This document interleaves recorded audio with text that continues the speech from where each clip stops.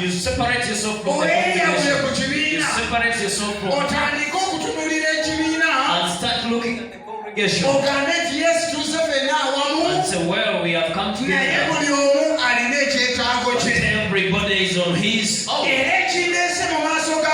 what has brought me before God, I don't want to live the same. I don't want us to live with it. But I want my cause, myself, away with it. Amen. I want to get away with it. Because what you want is not what I want. The level you are on is not my level. You are still on another level. All of us as we are here, we are on different levels.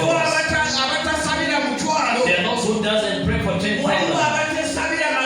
There are those who doesn't pray for their family because they are well off. They sleep at the beach. They move well.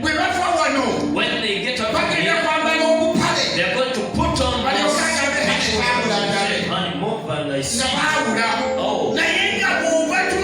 But when you look at them, you forget your cause, why you came before God.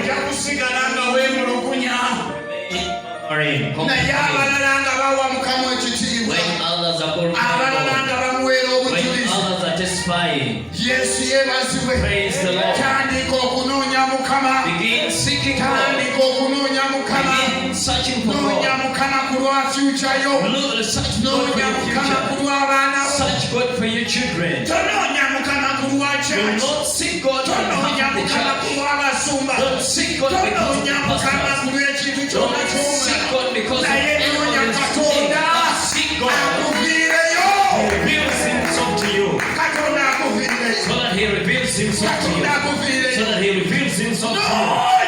Seek God. Seek God. You know the tears you're crying. You know what you're going through. When the church is not seeking God, seek God. When the church has no prayer, seek God. So that he changes your thing.